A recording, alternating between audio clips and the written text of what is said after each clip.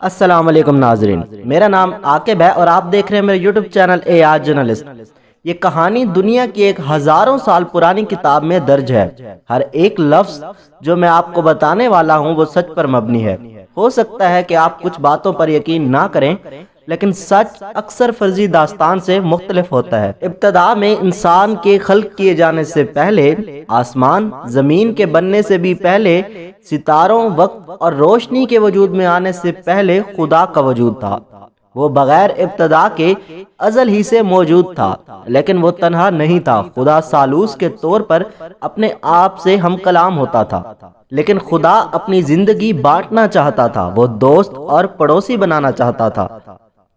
Bible بیان کرتی ہے کہ خدا نے شروع میں بے شمار قسم کے فرشتوں کو خلق کیا تاکہ وہ اس کے تخت کے گرد اس کی حمد کریں، لیکن ان میں سے ایک جو لوسیفر کہلاتا تھا، اس نے 1/3 فرشتوں کے ساتھ بغاوت کی۔ خدا نے ان سب کو آسمان سے گرا دیا اور لوسیفر کا نام بدل کر شیطان رکھ دیا۔ لیکن یہ کہانی فرشتوں کی نہیں، بلکہ اس میں خدا کا انسان کے ساتھ کام کرنے کا ذکر ہے۔ ابتدا میں خدا نے زمین اور آسمان کو بنایا، اور زمین ویران و سنسان تھی اور خدا کی روح پانی کی سطح پر جنبش کرتی تھی۔ اچانک خدا نے تاریکی سے کہا کہ روشنی ہو جا، اور وقت جیسا کہ انسان سمجھتا ہے یوں شروع ہوا۔ نظریہ ارتقاء ایک غلط نظریہ ہے جو انسان نے خود ہی پیش کیا، اور وہ یہ سکھاتا ہے کہ انسانیت کا آغاز لاکھوں سال پہلے ایک گھٹیا درجے کی زندگی سے ہوا۔ بالکل بھی ایسا نہیں ہوا جیسا کہ ان لوگوں نے خیال کیا۔ خالق نے یہ ارتقائی نظریہ استعمال نہ کیا، بلکہ خدا نے کلام کیا اور سب چیزیں وجود میں آ گئیں۔ خدا نے 24 گھنٹوں کے 6 دنوں میں اس زمین پر جانوروں اور پودوں کو خلق کیا، اور چھٹے دن خدا نے زمین کی مٹی سے ایک نئی مخلوق تخلیق کی۔ خدا نے زمین کی خاک سے انسان کے جسم کو بنایا اور پھر مٹی کے اس جسم میں اپنی زندگی کا دم پھونکا۔ انسان جانوروں سے مختلف تھا اور وہ خدا کی شبیہ پر جیتی جان ہوا۔ خدا نے نئی مخلوق کو انسان کہا اور اس کا نام آدم رکھا۔ خداوند نے اس سب پر جو اس نے بنایا تھا نظر کی اور کہا، بہت اچھا ہے۔ خدا ہر روز آدم سے کلام کرتا تھا اور سب کچھ بہت اچھا تھا، اور خداوند جانوروں اور پرندوں کو آدم کے سامنے لایا تاکہ وہ ان کے نام رکھے۔ جیسے جیسے جانور گزرتے گئے، آدم کو احساس ہوا کہ اس کے پاس ان کی طرح کوئی مددگار نہیں، اور خدا نے کہا، میں آدم کے لیے اس کی مانند ایک مددگار بناؤں گا۔ خدا نے آدم پر گہری نیند بھیجی۔ اس نے آدم کی پسلیوں میں سے ایک کو نکال دیا۔ خدا اس پسلی سے ایک خوبصورت عورت بنا کر آدم کے پاس لایا تاکہ وہ اس سے محبت کرنے والی اور مددگار ہو۔ خدا نے آدم کو جگایا اور عورت کو آدم کے پاس لایا اور ان سے کہا کہ پھلو اور بڑھو اور زمین کو معمور و محکوم کرو، اور آدم نے اپنی خوبصورت بیوی کا نام ہوا رکھا۔ شیطان نے یہ سب کچھ دیکھا۔ آدم اور ہوا دونوں ننگے تھے، لیکن وہ اور بچوں کی طرح اپنے ننگے پن سے ناواقف تھے۔ وہ باغ عدن میں بہت خوش تھے۔ کسی قسم کے گناہ کا تصور نہیں تھا، نہ ہی بھوک تھی وہاں، نہ بہت سردی تھی اور نہ ہی گرمی۔ خدا نے ان درختوں کے متعلق حکم دیا کہ تو باغ کے ہر درخت کا پھل بے روک ٹوک کھا سکتا ہے، لیکن نیک و بد کی پہچان کے درخت کا پھل جو کہ باغ کے بیچ میں ہے کبھی نہ کھانا، کیونکہ جس روز تو نے اس میں سے کھایا تو مرا۔ خدا نے ایک خوبصورت باغ بنایا اور آدم کو اختیار دیا کہ اس پر اور دنیا پر حکمرانی کرے۔ اس باغ میں 2 بہت خاص درخت تھے، زندگی کا درخت اور نیک و بد کی پہچان کا درخت۔ خدا نے آدم کو اجازت دی کہ وہ جب چاہے زندگی کے درخت میں سے کھا سکتا ہے۔ آدم کبھی بھی بوڑھا یا بیمار نہ ہوتا اور کبھی بھی نہ مرتا جیسے ہی وہ اس درخت میں سے کھاتا۔ خدا نے آدم کو کہا کہ نیک و بد کی پہچان کے درخت میں سے نہ کھانا۔ شیطان خدا کا دشمن تھا اور وہ سب کچھ تباہ کرنا چاہتا تھا جو خدا نے بنایا تھا۔ اسے ہوا سے بات کرنے کے لیے کسی ذریعے کی ضرورت تھی، لہٰذا اس نے خوبصورت مخلوق کا روپ دھارا اور اس کے منہ سے بات کی۔ کیا خدا نے کہا ہے کہ تم باغ کے ہر درخت کا پھل نہیں کھا سکتے؟ اس نے کہا ہے کہ اس ایک درخت کے علاوہ ہم باغ کے ہر درخت کا پھل کھا سکتے ہیں، لیکن اگر ہم نے اسے چھوا تو ہم مر جائیں گے۔ ہاں ہاں ہاں، تم ہرگز نہ مرو گے۔ جب تم یہ کھاؤ گے تم خدا کی مانند ہو جاؤ گے، تمہاری آنکھیں ہماری طرح کھل جائیں گی اور تمہیں نیک و بد کے بارے میں سب علم ہو جائے گا۔ وہ درخت کھانے کے لیے اچھا اور آنکھوں کو خوشنما دکھائی دیتا ہے اور عقل بخشنے کے لیے خوب ہے، لیکن خدا نے تو اس پھل کو کھانے سے منع کیا تھا۔ لیکن ہوا نیک و بد کو نہیں جانتی تھی۔ ہوا نے خدا کی نافرمانی کی اور اس پھل میں سے لیا اور کھایا۔ اس کے بعد ہوا کو معلوم ہوا کہ اس کے ساتھ دھوکہ ہوا اور اس کی وجہ سے اس کی نیک و بد کی پہچان کے لیے آنکھیں کھل گئیں، لیکن شیطان نے ان کو اپنے چنگل میں پھنسا لیا۔ ہوا نے وہ پھل لیا اور اپنے شوہر کو بھی دیا اور اس نے اسے کھانے کے لیے قائل کیا، دیکھو میں نہیں مری، کھاؤ اور یہ تمہیں بھی عقل بخشے گا۔ ہاں وہ تمہیں مار دے گا، دیکھو اس نے میرے ساتھ بھی کیا کیا۔ ان کی آنکھیں کھل گئیں اور وہ اپنے ننگے پن سے شرمانے لگے۔ یہ ہم نے کیا کر دیا؟ ہم نے خدا کی نافرمانی کی ہے۔ وہ جلد آتا ہوگا، ہمیں ضرور اپنے ننگے پن کو چھپانا چاہیے۔ آدم تو کہاں ہے؟ میں نے تیری آواز سنی اور میں ڈرا کیونکہ میں ننگا تھا۔ کس نے تجھے بتایا کہ تو ننگا ہے؟ کیا تو نے میری نافرمانی کی اور اس درخت کا پھل کھایا جس سے میں نے تم کو منع کیا تھا؟ جس عورت کو تو نے مجھے دیا اس کی وجہ سے یہ ہوا۔ خداوند نے ہوا سے پوچھا کہ کیا ہوا تھا، اور ہوا نے جواب دیا، سانپ نے مجھے بہکایا۔ اس نے کہا کہ میں نہیں مروں گی اور میں تیری مانند ہو جاؤں گی، لیکن میں تیری مانند نہیں بنی بلکہ مجھے بہت برا محسوس ہو رہا ہے۔ خدا نے سانپ کو ملعون ٹھہرایا اور اس سے کہا، اس لیے کہ تو نے یہ کیا تو اپنے پیٹ کے بل چلے گا اور عمر بھر خاک چاٹے گا۔ میں تیری اور عورت کی نسل کے درمیان عداوت ڈالوں گا اور وہ تیرے سر کو کچلے گا اور تو اس کی ایڑی پر کاٹے گا۔ یہ مستقبل میں ہونے والی ایک بڑی لڑائی کے بارے میں وعدہ تھا، اور وقت آئے گا کہ عورت کی نسل میں سے شیطان کو شکست دی جائے گی، اور وہ شخص بنی آدم کو گناہ اور موت کی لعنت سے چھڑا کر خدا سے میل کروائے گا۔ خدا لوسیفر اور اس کے لشکر کو فوراً مار سکتا تھا، لیکن خدا نے اسے بنی آدم کو آزمانے کے لیے اجازت دی۔ کیا وہ خداوند کی فرما برداری کریں گے یا پھر وہ بغاوت کرتے ہوئے شیطان کے پیروکار بنیں گے؟ خدا نے بنی آدم کو لعنت دیتے ہوئے کہا کہ آدم، کیونکہ تو نے اپنی بیوی کی بات مانی اور نافرمانی کی، اس لیے زمین تیرے سبب سے لعنتی ہوئی۔ وہ تیرے لیے کانٹے اگائے گی اور تو کھیت کی سبزی کھائے گا۔ مشقت کے ساتھ تو عمر بھر اس کی پیداوار کھائے گا۔ تو اپنے منہ کے پسینے کی روٹی کھائے گا جب تک کہ تو زمین میں پھر نہ لوٹ جائے، اس لیے کہ تو خاک سے نکالا گیا ہے اور خاک میں پھر لوٹ جائے گا۔ اب وقت تھا کہ آدم اور ہوا خدا کے فرمان کے مطابق مر جاتے، لیکن خدا نے انہیں مارنے کے بجائے جانور ذبح کیے اور ان کی کھال سے ان کے لیے کپڑے بنائے۔ اس نے ہمیں نہیں مارا، ہم ابھی تک زندہ ہیں۔ اس نے جانور کو ہماری خاطر ذبح کیا۔ آدم اور ہوا اسی دن نہیں مرے تھے، کیونکہ خدا نے ایک معصوم جانور کو ان کی خاطر ذبح کیا تھا، لیکن ان پر موت کا حکم ہو چکا تھا اور آخر کار انہیں بھی مرنا تھا۔ گناہ کی مزدوری موت ہے۔ پس آدم اور ہوا دونوں گناہ گار تھے، اور خدا نے انہیں باغ عدن سے نکال دیا تاکہ ایسا نہ ہو کہ وہ حیات کے درخت سے بھی کھائیں اور اپنی گناہ کی حالت میں ہمیشہ زندہ رہیں۔ خدا نے باغ عدن کی مشرق کی طرف خاص کروبیوں کو مقرر کیا تاکہ وہ زندگی کے درخت کی راہ کی حفاظت کریں۔ آخر کار باغ عدن گناہ کی وجہ سے ویران ہو گیا اور اس درخت کو زمین پر سے اٹھا لیا گیا۔ ایک دن وہ درخت دوبارہ زمین پر آئے گا، لیکن ابھی اس کہانی کے بارے میں بہت کچھ بتانا باقی ہے۔ آدم اور ہوا کے کئی بچے ہوئے۔ ان کے بچوں کے بیٹے اور بیٹیاں ایک دوسرے سے شادیاں کرتے تھے اور ان کی نسل اسی طرح بڑھتی تھی۔ ان کا پہلا بیٹا جس کا نام قائن تھا وہ سبزیاں اور پھل اگاتا تھا، اور ان کا دوسرا بیٹا جس کا نام بابل تھا وہ بھیڑ بکریاں چراتا تھا۔ کیا ان میں سے کوئی ایک وعدے کا فرزند ہوتے ہوئے شیطان کے منصوبوں کو تباہ کر سکتا تھا؟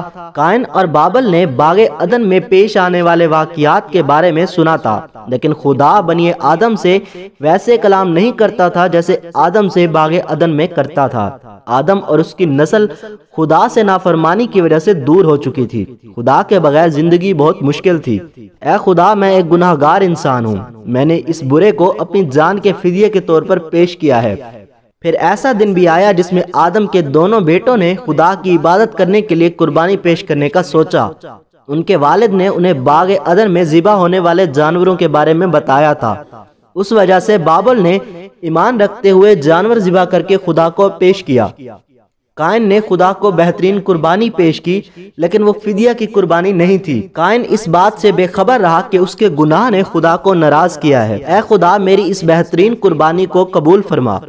کیا ان آدمیوں میں سے کوئی وعدے کا نجات دہندہ ہوگا؟ نہیں قائن، خدا نے قائن کی قربانی کو رد کر دیا کیونکہ وہ خون کی قربانی نہیں تھی۔ خدا بابل کی قربانی سے خوش ہوا اور جب اس نے جانور کے بہائے جانے والے خون کو دیکھا تو اسے معاف کر دیا۔ خدا نے قائن سے کہا کہ اگر تو وہی کرے جو تجھے کرنا روا ہے تو میں تجھ سے بھی خوش ہو جاؤں گا۔ تو اپنے بھائی بابل پر حکمرانی کرتا اور وہ تیرا ماتحت ہوتا۔ کیا تم مجھ سے زیادہ بہتر ہو؟ میری سبزیاں اور پھل اس ذبح کیے ہوئے برے سے زیادہ قیمتی ہیں؟ کیا تم مجھ سے زیادہ خاص ہو؟ میرے بھائی، ابھی بھی تم خون کی قربانی پیش کر سکتے ہو۔ اب میں تیری بالکل بھی نہیں سنوں گا۔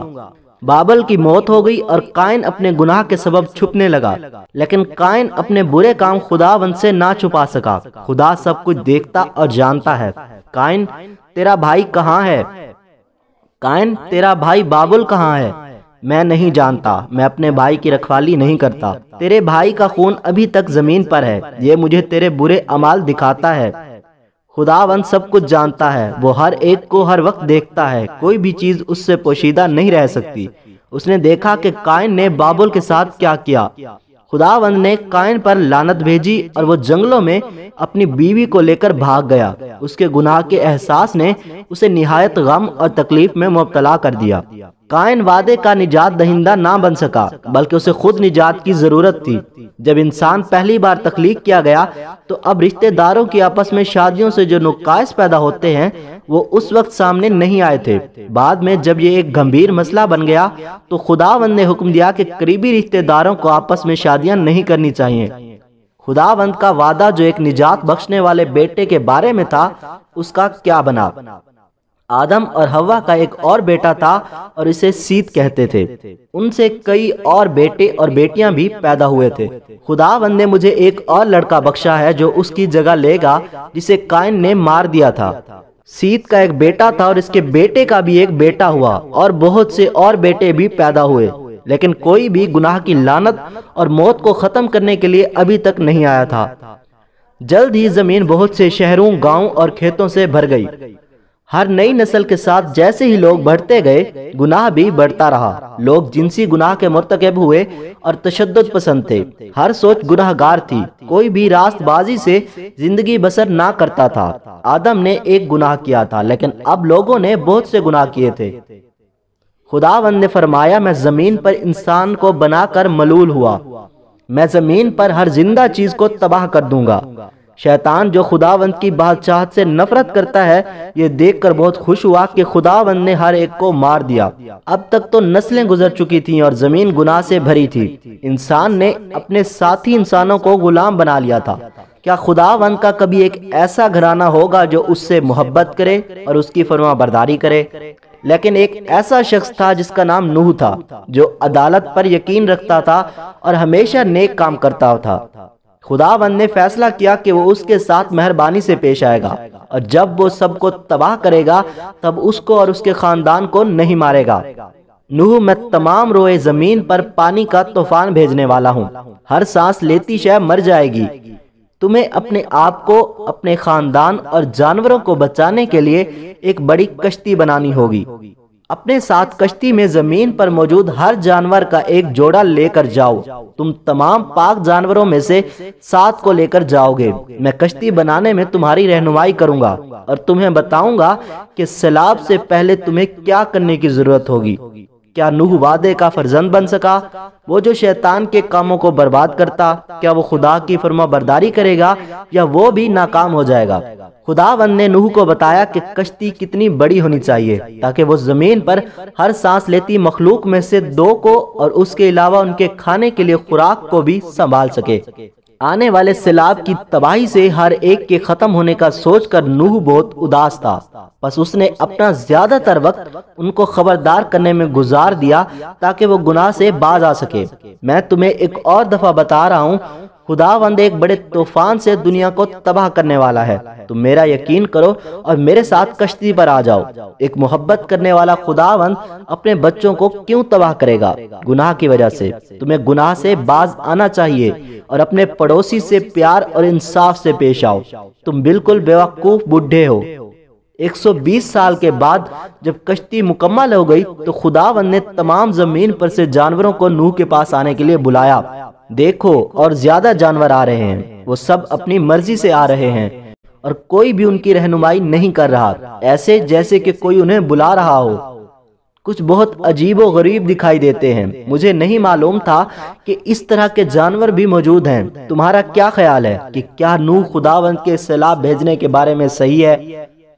نہیں، تم کہاں سے پوری زمین پر سیلاب کے لیے اتنا زیادہ پانی لا سکتے ہو؟ اب زیادہ جگہ نہیں بچی، یہ آخری جانور ہیں جو آ رہے ہیں۔ نوح، اب وقت آ گیا ہے، کشتی میں اپنے سارے خاندان اور جانوروں کے ساتھ آ جاؤ۔ جلد ہی ان سب کے لیے جنہوں نے گناہ سے باز آنے کے لیے انکار کیا نہایت دیر ہو جائے گی۔ خدا نے کشتی کے دروازے بند کیے اور 7 دن تک کچھ نہ ہوا۔ ہاں، بے وقوفوں کی طرف دیکھو، خشک زمین پر پانی سے میلوں دور انہوں نے اپنے آپ کو ان سب جانوروں سمیت بند کر لیا ہے۔ شیر انہیں اب کھا چکے ہوں گے۔ وہ تقریباً 1 ہفتے سے وہاں ہیں، لیکن 7ویں دن بارش شروع ہو گئی اور زمین کی گہرائی میں جمع شدہ پانی سطح پر آیا۔ میں نے اس طرح کی چیز پہلے کبھی نہیں دیکھی۔ کیا تم سمجھتے ہو کہ دیوانے لوگ جو کشتی میں ہیں اس بات میں حق باجانب ہیں کہ خدا ہر ایک کو اس کے گناہ کے باعث مارنا چاہتا ہے؟ بے وقوف نہ بنو، خدا محبت ہے۔ یہ کس طرح ہو سکتا ہے کہ ایک آدمی ٹھیک ہو اور باقی تمام مذہبی رہنما غلط ہوں؟ اس وقت سے پہلے کبھی بارش نہ ہوئی تھی، موسم ہمیشہ خوشگوار رہتا تھا اور زمین سے ایک قہر اٹھتی تھی تاکہ زمین کو سیراب کرے۔ کسی نے بھی اس سے پہلے نہ بارش دیکھی اور نہ سنی۔ نوح کے پاس یہ یقین کرنے کے لیے کوئی وجہ نہ تھی کہ بارش ہوگی، سوائے اس کے کہ خداوند نے یہ کہا تھا۔ کئی لوگ خیال کرتے تھے کہ نوح پاگل ہے جو کہ یہ سوچ رہا ہے کہ آسمان سے پانی برسے گا، لیکن نوح نے اس کا یقین کیا جو خداوند نے کہا تھا۔ میں کافی بے وقوف ہوں، مجھے نوح کی بات مان لینی چاہیے تھی۔ اے خدا، میرے بچے کو بچا۔ جب تک لوگوں کو احساس ہوا کہ نوح ٹھیک کہہ رہا تھا اس وقت تک بہت دیر ہو چکی تھی۔ 40 دن اور رات بارش ہوتی رہی جب تک کہ پانی نے ساری زمین کے تمام پہاڑوں کو ڈھانپ نہ لیا۔ ہر جاندار سانس لیتی مخلوق مر گئی سوائے ان کے جو کشتی میں نوح کے ساتھ تھے۔ اس سے پہلے کہ وہ کشتی چھوڑتے 1 سال سے زیادہ کا عرصہ گزر چکا تھا۔ میں خوش ہوں گا جب پانی اترے گا اور پھر ہم یہ کشتی چھوڑ سکتے ہیں۔ آخر کار نوح نے ایک کبوتر چھوڑا اور وہ اپنے منہ میں ایک پتی لے کر واپس آیا، جس کا مطلب تھا کہ کہیں پر درخت نے اگنا شروع کر دیا تھا۔ بعد میں اس نے دوبارہ اسے آزاد کیا اور اس بار وہ واپس نہ آیا، جس کا مطلب تھا کہ اسے رہنے کے لیے ایک مناسب جگہ مل گئی تھی۔ کافی عرصے کے بعد کشتی ایک پہاڑ کی چوٹی پر جا کر ٹھہر گئی جو کہ ارا رات کہلاتا تھا۔ سب ایک نئی زمین پر اترے، ایک ایسی زمین جو گناہ کے بغیر تھی۔ نوح نے ایک مذبح بنایا اور خداوند کو جانور کی قربانی پیش کی۔ اگرچہ نوح ایک نیک آدمی تھا لیکن اس کے دل میں ابھی تک گناہ موجود تھا۔ خون کی یہ قربانیاں جو خداوند کو پیش کی گئیں وہ نوح اور اس کے سارے خاندان کی زندگیاں بچانے کے عوض تھیں۔ جانور ان 8 لوگوں کو ظاہر کرتے تھے جنہیں سیلاب میں مر جانا چاہیے تھا، لیکن وہ خدا کے فضل سے بچائے گئے۔ یہ بالکل اسی طرح سے تھا جیسا کہ خداوند نے باغ عدن میں کیا تھا جب اس نے جانوروں کو مار کر آدم اور حوا کے لیے لباس بنائے۔ میں تمہیں یادگاری کے طور پر آسمان میں ایک کوس قزح دوں گا کہ میں دوبارہ کبھی زمین کو پانی سے تباہ نہ کروں گا۔ تم بہت سے بچے پیدا کرو، پھولو، پھلو اور ساری زمین کو دوبارہ معمور کرو۔ میں جانور بناؤں گا جو انسان سے ڈریں گے۔ تم ہر وہ مخلوق کھا سکتے ہو جو زندہ اور زمین پر رینگتی ہے، بالکل اسی طرح جیسے کہ تم سبزیاں اور جڑی بوٹیاں کھاتے ہو، لیکن تم کسی جانور کا خون نہ پینا، کسی انسان کو جان سے نہ مارنا۔ اگر کوئی کسی کو قتل کرنے کا ذمہ دار ٹھہرا تو وہ بھی دوسرے انسانوں سے مارا جائے گا۔ اگر کوئی شخص کسی دوسرے شخص کا خون بہائے تو دوسرے لوگوں کو اس کے گناہ کی قیمت کے طور پر اس کا خون بھی بہانا چاہیے، کیونکہ خون میں زندگی ہے۔ نوح کسان بنا اور انگور کے درخت لگائے۔ نئی دنیا صرف 4 خاندانوں کے ساتھ تنہا تھی، لیکن جلد ہی اس کے بیٹوں کے اپنے بچے پیدا ہوئے۔ نوح نے دریافت کیا کہ پھل کو ایک برتن میں رکھنے اور اسے کچھ ہفتوں تک چھوڑ دینے سے ایک نشہ آور مشروب تیار ہو جاتا ہے، جس نے اسے مضحکہ خیز بننے پر مجبور کیا۔ नूह को वो मशरूब इतना ज्यादा पसंद था कि बाज औकात वो उसकी वजह से अपने काम ना कर सकता था। वो नशे में धुत होकर गिर जाता। इस वजह से उससे ऐसी हरकतें सरजद हो जाती जो खुदावंद को नापसंद थी। एक दिन नूह इस कदर नशे में था कि उसने अपने आप को बरहना कर लिया और अपने हवास में ना रहा। उसके बेटे हाम ने अपने बाप की बरहनगी पर निगाह की और उसे देखकर खुश हुआ और उसने अपने भाइयों को मुज़हिक्का खेज अंदाज में वो सब कुछ बताया जो उसने देखा था। जब नूह जागा, उसके बेटों ने उसे बताया कि हाम ने क्या किया था। तेरा बेटा कुनान और उसकी नस्ल तेरे भाई सिम की नस्ल के गुलाम होंगे। कई सालों बाद ये पेशन गोई पूरी हुई। कुनानियों ने फलस्तीन पर कब्जा किया और आखिरकार यहूदियों के गुलाम बने। नूह और उसके खानदान ने खुदावंद के फजल से बरकत पाई। खुदा ने उन 8 लोगों के अलावा बाकी सबको मार दिया था। कुछ अरसे बाद याफ्त मगरिब और शुमाल की तरफ रहने और फलने फूलने के लिए चला गया। सिम मशरिक की तरफ आया और एशिया में आबाद हुआ। हाम जनूब की तरफ गया और अफ्रीका और जनूबी एशिया में आबाद हुआ। उसके बेटे की नस्ल कुनानी वो मकाम जो आज फलस्तीन कहलाता है उसमें आबाद हुई। बस दुनिया फिर से आबाद हो गई। नूह के बेटे हाम का एक बेटा हुआ जिसका नाम कोश था और फिर कोश का एक बेटा हुआ जिसका नाम नमरूद था। नमरूद बड़ा होकर एक ताकतवर शिकारी बना और तमाम रोए जमीन पर नामवर हुआ। उसने खुदा की फरमाबरदारी से इनकार किया और अपना एक झूठा मजहब शुरू किया जिसका नाम बाबल था। बाइबल के लोग जमीन पर फैलना और आबाद होना ना चाहते थे जैसा कि खुदावंद ने हुक्म दिया था, इसलिए वो इकट्ठे हुए और अपनी इबादत के मरकज के तौर पर एक बड़ा और ऊंचा मीनार तामीर किया। लेकिन जिसकी वो इबादत कर रहे थे वो उनका खालिक ना था। शैतान ने उन्हें लकड़ी, पत्थर और धात से बने हुए देवता बनाने के लिए उभारा। खुदावंद जमीन पर उनके बिखरने के इनकार से नाराज था। बस उसने उनके दरमियान मुख्तलिफ जबानें बोलने को भेजी। Can you guys understand what I am saying? मजदूर एक दूसरे की जुबान ना समझ सके, इसलिए वो अपना काम जारी ना रख सके। हर जुबान का ग्रोह मुख्तलिफ सिमत में चला गया। कुछ लोग जमीन पर दूर दराज के इलाकों में चले गए, कुछ दूर दराज के जजीरों पर कश्तियों के जरिए पहुंचे, कुछ शुमाल में गए जहां सर्दी थी और कुछ सहराओं में गए जहां गर्मी थी। और इस तरह खुदावंद का जमीन को फिर से आबाद करने का हुक्म पूरा हुआ। जैसे ही जमीन लोगों से भर गई तो गुनाह भी दोबारा बढ़ा। लोग बुतों के सामने झुके और जिंदा खुदा को भूल गए। नाजरीन, आज के लिए इतना ही। बाकी की कहानी के लिए जल्द ही पार्ट 2 आएगा।